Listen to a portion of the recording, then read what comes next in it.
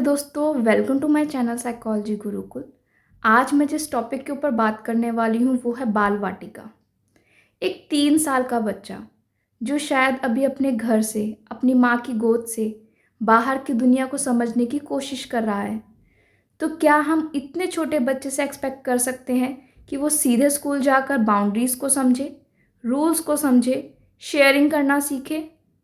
क्या हम इतने छोटे बच्चे से एक्सपेक्ट कर सकते हैं कि वो हमारे इंस्ट्रक्शंस को फॉलो करे? यस, आज मैं बात करने वाली हूँ बाल वाटिका 1, 2 एंड 3 की। ये क्या है, ये कॉन्सेप्ट में किस एज के बच्चे आते हैं, बाल वाटिका 1 में किस एज के बच्चे आते हैं, 2 में किस एज के आते हैं, 3 में किस एज के आते हैं। आज हम समझेंगे एक छोटे से बच्चे का माइंड किस तरीके से काम करता है, हमें उनसे किस तरीके की एक्सपेक्टेशंस रखनी चाहिए, एज अ पेरेंट हमें क्या एक्सपेक्टेशन रखनी चाहिए, एज अ टीचर हमें क्या एक्सपेक्टेशन रखनी चाहिए, और बच्चा दुनिया को किस तरीके से देखता है हमें वो समझना चाहिए। कहीं हम उनसे ज़्यादा एक्सपेक्टेशंस तो नहीं रख रहे, कहीं हम उनके ऊपर ज़्यादा प्रेशर तो नहीं डाल रहे। तो आज हम इसी टॉपिक के ऊपर बात करेंगे। बाल वाटिका क्या है? एनईपी 2020 के बाद इंडिया में बाल वाटिका कॉन्सेप्ट को बहुत इम्पोर्टेंस दी गई है। बाल वाटिका का मतलब सिर्फ पढ़ाई नहीं है, ये बच्चे को स्कूल लाइफ के लिए इमोशनली और सोशली प्रिपेयर करने का एक स्टेज है। बाल वाटिका लगभग 3 से 4 साल का बच्चा बाल वाटिका 1 में आता है। बाल वाटिका 2 लगभग 4 से 5 साल का बच्चा बाल वाटिका 2 में आता है। बाल वाटिका 3 लगभग 5 से 6 साल का बच्चा बाल वाटिका 3 की कैटेगरी में आता है। इस उम्र में बच्चा किताबों से कम और एक्सपीरियंसेस से ज़्यादा सीखता है। उसका ब्रेन अभी डेवलपिंग स्टेज में होता है। वो दुनिया को खेल, इमोशंस, ऑब्जर्वेशन और कनेक्शन से ही समझता है। क्या इतने छोटे बच्चे रूल समझ सकते हैं? हाँ, लेकिन धीरे धीरे। एक 3 से 4 साल का बच्चा रूल्स को समझने से पहले उन्हें फील करता है। उसे ये समझ नहीं आता कि क्लास में चुप रहना एक डिसिप्लिन है, लेकिन वो ये महसूस करता है कि टीचर की आवाज़ सॉफ्ट है या डरावनी, स्कूल सेफ है या स्ट्रेसफुल। छोटे बच्चों का बिहेवियर इंटेंशन से नहीं, इमोशन से आता है।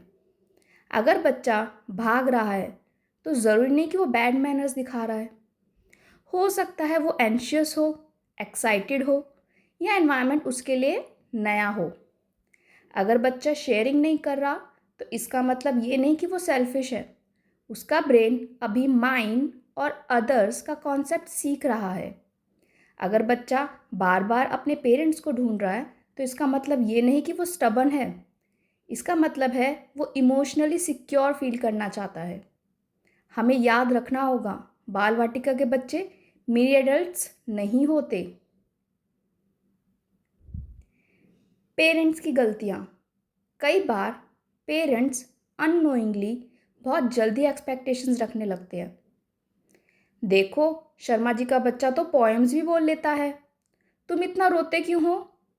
क्लास में चुप क्यों नहीं बैठते? इतना नोटी बच्चा क्यों बन गया है ये?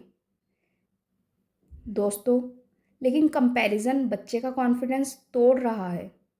हर बच्चा अलग स्पीड से ग्रो करता है।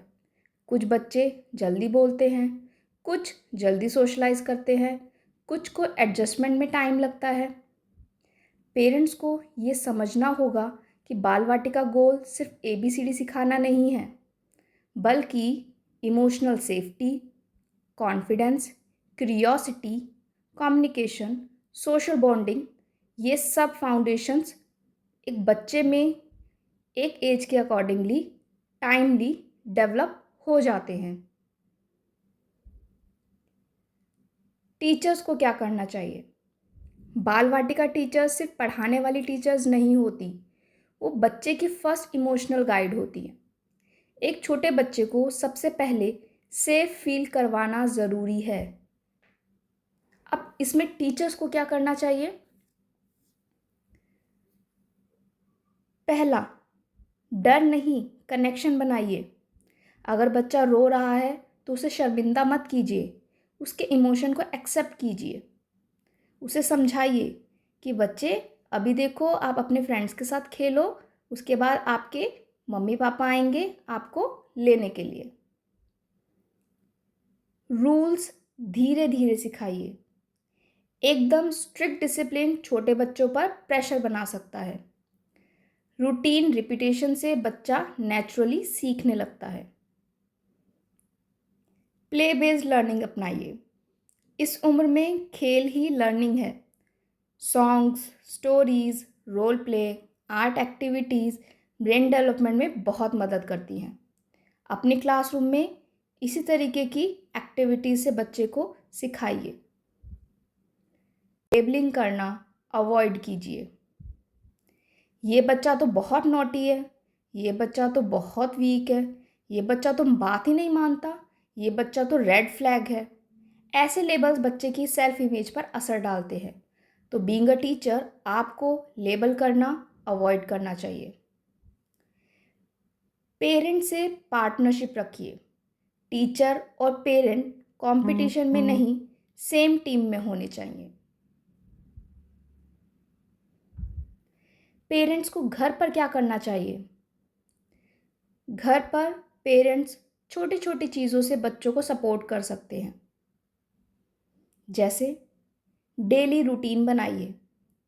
छोटे बच्चों को प्रिडिक्टेबिलिटी सेफ फील करवाती है। स्कूल को पनिशमेंट मत बनाइए। बदमाशी करोगे तो स्कूल भेज दूंगी। ऐसी बातें बच्चे के माइंड में फियर क्रिएट करती हैं। अगर बच्चा रोता है तो पेशेंस रखिए। एडजस्टमेंट टाइम नॉर्मल है। इमोशनल वर्ड सिखाइए। मुझे डर लग रहा है, मुझे अच्छा नहीं लग रहा। इस तरीके के वर्ड्स अगर बच्चा आपके साथ शेयर कर रहा है तो इससे बच्चा अपने इमोशंस को एक्सप्रेस करना सीख रहा है। स्क्रीन्स कम, कॉन्वर्जेशंस ज़्यादा रखिए। इस उम्र में रियल इंटरेक्शन सबसे ज़्यादा पावरफुल होता है। अपने बच्चे से कम्युनिकेट करिए, उसके साथ कॉन्वर्जेशंस में ज़्यादा एक्टिव रहिए। बाल वाटिका कंपटीशन की शुरुआत नहीं है, ये चाइल्डहुड की सबसे नाजुक शुरुआत है। एक छोटा बच्चा स्कूल में मार्क्स लेने नहीं आता, वो ट्रस्ट सीखने आता है, लोगों पर भरोसा करना सीखने आता है, अपनी फीलिंग समझना सीखने आता है। अगर उसका पहला स्कूल एक्सपीरियंस प्यार, पेशेंस और सेफ्टी से भरा होगा तो वही बच्चा आगे जाकर कॉन्फिडेंट लर्नर बनेगा। लेकिन अगर शुरुआत ही डर और प्रेशर से होगी तो लर्निंग एक बर्डन बन जाएगी। हर बच्चा अलग है, हर बच्चे की स्पीड अलग है। बाल वाटिका का मतलब परफेक्ट बच्चा बनाना नहीं है, बल्कि हैप्पी लर्नर बनाना है। अगर आप पेरेंट हैं तो अपने बच्चे को टाइम दीजिए। अगर आप टीचर हैं तो याद रखिए, कई बच्चों के लिए आप उनकी पहली सेफ दुनिया होते हैं और शायद उन्हीं छोटी मेमोरी से उनका पूरा फ्यूचर शेप अप होता है। Thanks for watching my video. अगर आपको वीडियो पसंद आई है तो चैनल को लाइक एंड सब्सक्राइब ज़रूर करें। Thank you.